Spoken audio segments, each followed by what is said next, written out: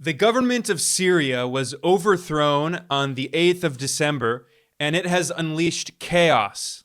The United States and Israel took credit for overthrowing the Syrian government, and both countries are occupying Syrian land. The U.S. military has for nearly a decade been occupying 1/3 of Syrian territory in the east of the country, occupying the oil fields, which the U.S. had previously used to starve the Syrian government of oil revenue. And by combining that with brutal, suffocating sanctions, the U.S. basically destroyed the Syrian economy, which led to the collapse of the Syrian state. And since Syria's president Bashar al-Assad was overthrown, the White House has made it very clear that those U.S. troops are going to stay. Reuters reported, quoting the U.S. Deputy National Security Advisor John Feiner, he said very clearly that those U.S. troops are not going anywhere. Like the U.S., Israel had also supported the extremist al-Qaeda-linked rebels in Syria who overthrew the government of Assad. And since then, the Israeli regime has colonized more and more Syrian territory. In fact, Israeli troops are just about 20 kilometers from the Syrian capital, Damascus. And Israel's Prime Minister Benjamin Netanyahu has made it very clear that they're not going to leave. He has annexed Syrian territory in violation of international law. But meanwhile, as Israel is colonizing Syrian land and bombing Syria, the new de facto leader of Syria, who's the former leader of al-Qaeda, but he rebranded and he's backed by the West, his name is Mohammad al-Jolani, he made it clear in a speech that he does not want to challenge Israel in any way. He wants to have good relations with Israel. Once again, this is the former leader of Syrian al-Qaeda, who's now in charge, and Western governments have said very clearly that they are communicating with his regime, his al-Qaeda-light regime, and now the U.S. is very likely going to end its terrorism designation and recognize rebranded al-Qaeda as the ruler of Syria. So what we're essentially seeing is that the United States and its allies in the region are carving up Syria. They're treating it like a colony, and the U.S. is controlling the east. Israel is taking part of the west. NATO member Turkey has colonized part of the north of Syria, and they're making all of these plans to control the natural resources of the region. In fact, immediately after Bashar al-Assad was overthrown, Israel invaded Syria, and in just a few days, Israel carried out 400 airstrikes, relentlessly bombing Syria and destroying its state capacities. The New York Times, which is of course very pro-Israel, published an article boasting that Israel demolished Syria's military assets. It reported that Israel has destroyed Syria's navy, fighter jets, drones, tanks, air defense systems, weapons plants, and a wide array of missiles and rockets. So Syria has lost all capacity to defend itself, while multiple foreign countries are colonizing it and carving it up like a colony. And what's so ironic about this New York Times propaganda is in the same article, just 2 paragraphs later, after it discussed how Israel is carving up and destroying Syria, the New York Times quoted Israel's Prime Minister Netanyahu, who said, quote, "We have no intention to meddle in Syria's internal affairs," end quote. So while Israel is invading Syria and bombing it hundreds of times and destroying its military capabilities, Netanyahu says, we don't want to meddle in Syria. What a joke. And yet, wait, it gets even worse. Netanyahu also announced plans to double the number of illegal settlers occupying Syrian territory in the Golan Heights. Now, according to international law, the Golan Heights is Syrian sovereign territory that Israel first occupied in 1967. And ever since then, the Israeli regime has been illegally occupying the Golan. But now that the government of Assad has been overthrown, Israel announced that it completely annexed and colonized all of the Golan Heights, and Israeli troops invaded even further into Syrian territory and Netanyahu has made it clear that he has no plans to leave. So this is part of a larger colonial project in which, with staunch U.S. support from both Biden and Trump, from Democrats and Republicans, Israel is expanding and trying to colonize sovereign territory, not only Palestinian territory like Gaza and the West Bank, but also southern Lebanon, which Israel has been trying to colonize, and now more and more territory in western Syria. And this comes mere days after the United Nations General Assembly voted to adopt a resolution that demanded that Israel withdraw from all of the Syrian Golan Heights, which have been illegally occupied since 1967. This resolution passed on the 3rd of December with the support of the majority of the international community. Only 8 countries voted against this resolution, which were the United States, the UK, Australia, Canada, Israel, and then a few small island nations in the Pacific. So it's essentially the Anglo-American alliance against international law in support of colonialism. I don't think it's a coincidence that the US, Australia, Canada, and Israel are all settler colonies founded by ethnically cleansing and expelling the indigenous population and colonizing their land. So Israel is doing exactly what these colonial powers did in the West, and that's why it's no surprise to see them continuing to support Israeli colonialism today. Now, for years, Israel has been supporting the al-Qaeda-linked rebels in Syria who were trying to overthrow the Syrian government and who did succeed. An Israeli newspaper, the Jerusalem Post, even admitted that Israel had been supporting al-Qaeda in Syria in its fight against the Assad government. Now, there are some very confused and ignorant people who claim that they both support Palestinian human rights and liberation, but they also supported the overthrow of the Syrian government by Israel, by the United States. And the Israeli media has been saying very clearly, boasting, as the Israeli newspaper Haaretz put it, quote, "The downfall of the Assad regime is Israel's victory," end quote. So they're not hiding the fact that Israel sees this as a major victory against a key part of the axis of resistance. Syria had provided support to resistance groups in Palestine, in Lebanon, fighting against U.S.-Israeli colonialism, defending their sovereignty, defending the rights of their people. And now that the Syrian government has been overthrown, this is a major blow to the resistance forces in the region. This is a major victory for U.S.-Israeli colonialism. In fact, after the Syrian government was overthrown, Netanyahu delivered a speech in which he announced that Israel is changing the face of the Middle East. He gave a speech in Hebrew, but there was an English language translation published. Of course, I should point out that Netanyahu is currently wanted by the International Criminal Court at The Hague over crimes against humanity he has been officially charged with that he has committed in Gaza.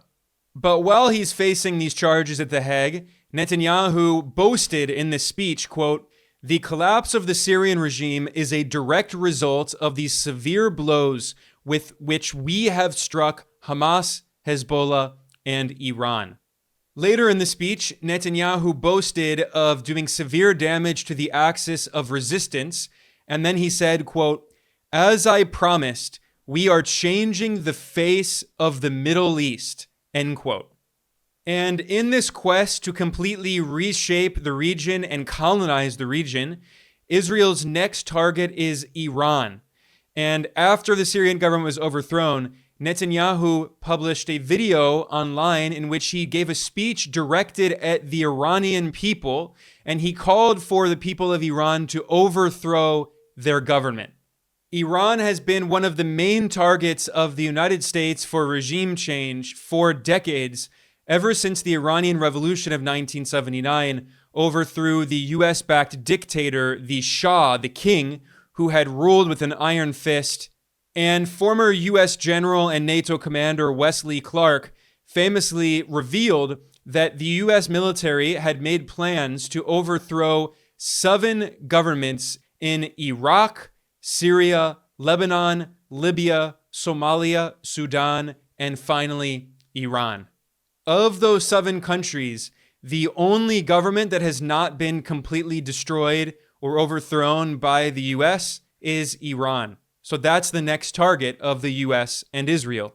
And an Israeli military officer published a thread on Twitter that went viral. He likely did this with the backing of the Israeli military because military officers have to often get permission to post these kinds of things. And in this viral Twitter thread, he boasted that now that Assad has been overthrown in Syria and that pro-Western, pro-Israel forces linked to al-Qaeda are in power in Damascus, he boasted that Israel can now use Syria as a springboard for attacking Iran. And he posted a map that shows an Israeli fighter jet potentially going through southern Lebanon, through Syria, through Iraq, and then bombing Iran. So that's the next goal of the US and Israel. So while Israel and the US are making these plans for more and more war, what is happening inside Syria?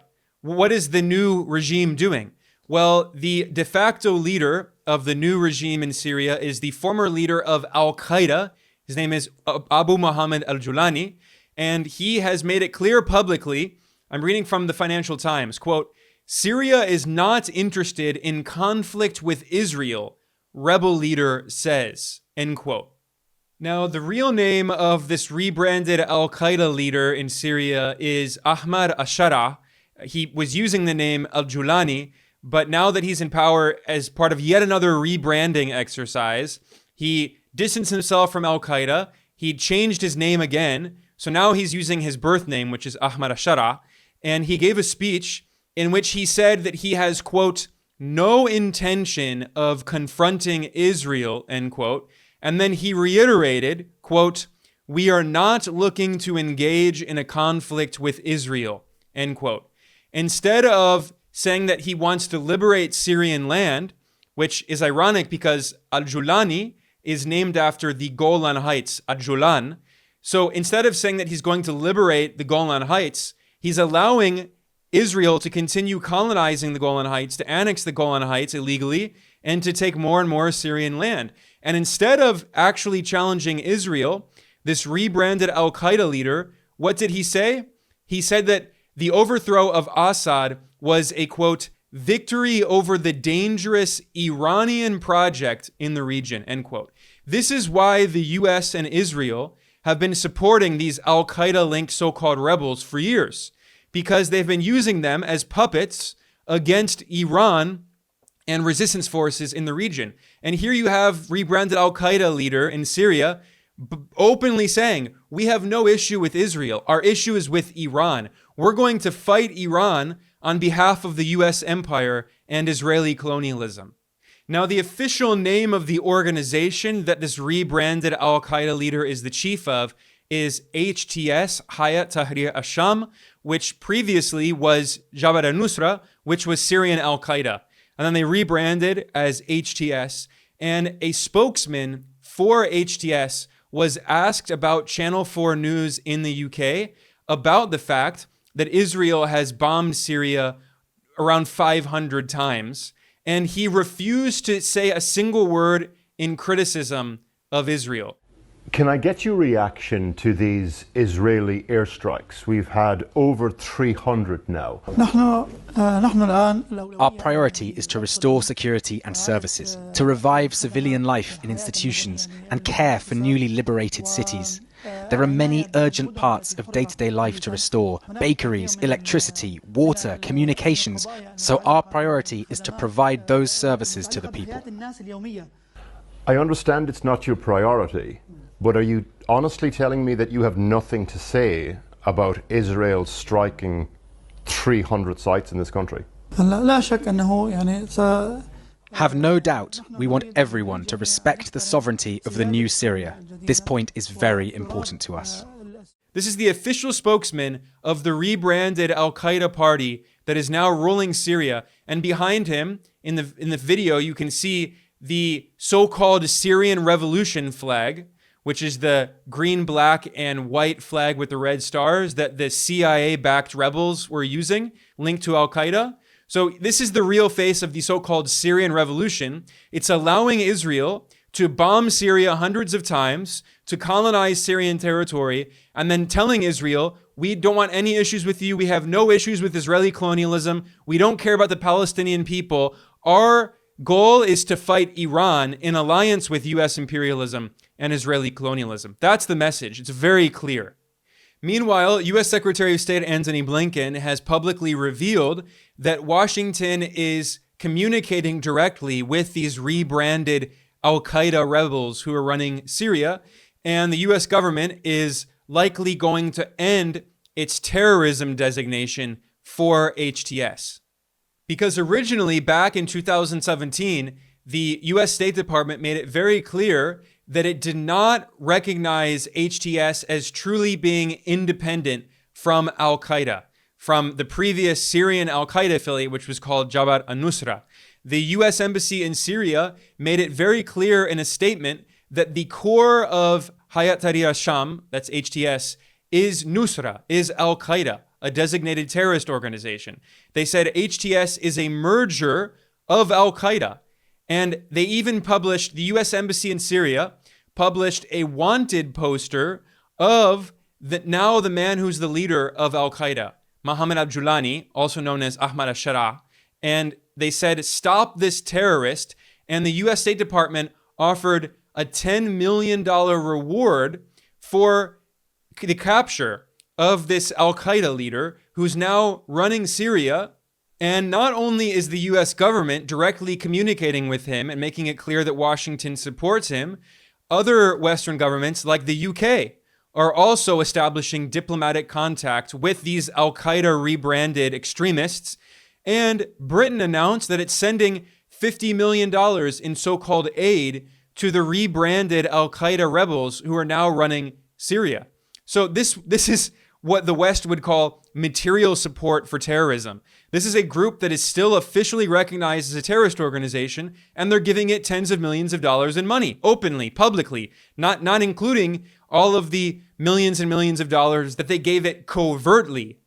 Of course, I should remind people that the CIA spent billions of dollars arming and training so-called moderate rebels in Syria over years, many of whom were linked to al-Qaeda and ISIS, and they later joined al-Qaeda and ISIS and gave them their weapons. The Washington Post reported that the CIA program to arm and train the Syrian rebels, which was called Operation Timber Sycamore, cost $1 billion a year, and it represented $1 out of every $15 in the CIA's overall budget. So now that the US and its allies have succeeded in overthrowing the Syrian government after a decade of proxy war, these rebranded al-Qaeda rebels in Syria are hilariously following the same neoliberal playbook that Washington has imposed on countries around the world after regime change operations and CIA-sponsored coups. In fact, leaders of this rebranded al-Qaeda group told Reuters in an exclusive interview that they plan on creating a free market economy. That's the language they used. So this very neoliberal rhetoric, and they criticized the previous government of Assad, which was ruled by the Ba'ath Party, which is an Arab nationalist movement that was influenced by socialism. And they criticized the previous state-led, public-oriented economy under the Ba'athist Party and said that instead they're going to have a neoliberal free market system. They're going to privatize all of the state-owned companies that haven't been completely destroyed and looted. They're going to cut social programs, cut healthcare, cut education. They're going to sell off everything to Western corporations, including their natural resources, which again, the oil reserves have been occupied by the US military. So what we're seeing is a complete looting of Syria by the US and its allies, by foreign corporations. And speaking of CIA operations, one of the groups involved in Syria and overthrowing the Assad government were extremist Salafi-jihadists from Western China, from the Uyghur community. And they published a video from this extremist group linked to al-Qaeda, which is called the Turkestan Islamic Party, which is directly affiliated with al-Qaeda. They published a video in Syria in which they vowed to attack China, to try to carve up the western part of China, to break it off of China. This was reported by the British conservative newspaper The Telegraph, boasting, quote, "Uyghur fighters in Syria vow to come for China next." and they were quoting a video from the so-called Turkestan Islamic Party. Now, the US government has spent billions of dollars over decades supporting separatist groups to try to break up China in various different provinces. And in recent years, there's been a lot of propaganda about Western China and the Uyghurs. And in 2020, the Trump administration, the State Department of Mike Pompeo, removed the terror designation for the separatist extremist group called the East Turkestan Islamic Movement, which rebranded as the Turkestan Islamic Party, TIP, which again is affiliated with al-Qaeda and has been active in Syria. They were fighting against the Assad government and helped to overthrow it in alliance with the US and Israel. And in 2020, when the Trump administration ended the terrorist designation, they claimed that there was no evidence that the ETIM, the East Turkestan Islamic Movement, existed anymore.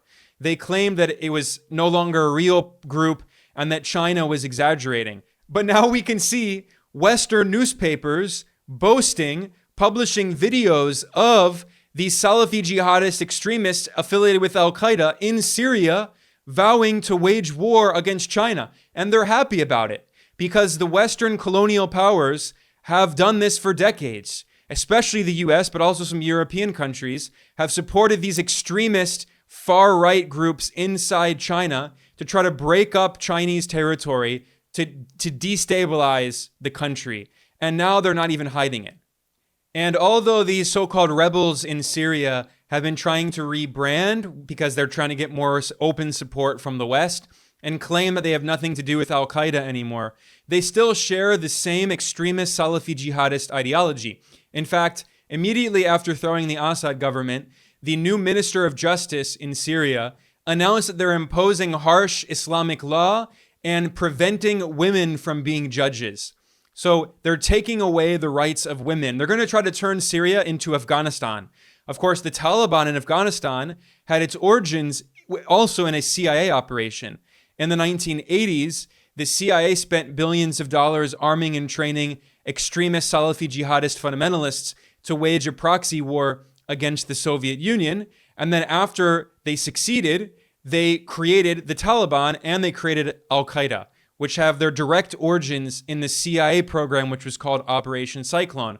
Well, here we are today in Syria. These far-right extremists are trying to take away the rights of women, whereas previously in Syria, out of all of the countries in the region, in the Middle East and West Asia, women had the most rights in Syria. The highest levels of equality were in Syria and also in Lebanon, which are countries that are being destroyed by the US and Israel.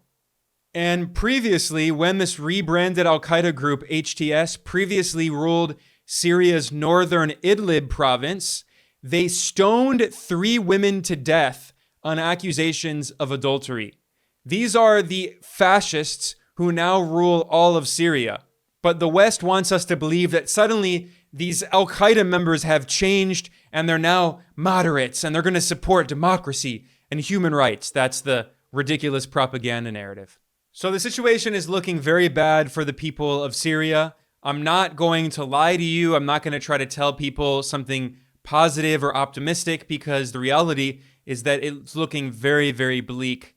But I will be here at Geopolitical Economy Report constantly analyzing the situation, providing more information and context for people. I am Ben Norton, the editor-in-chief of Geopolitical Economy Report. I want to thank everyone for joining me today. Please like and subscribe. Please share this, and I will see you all next time.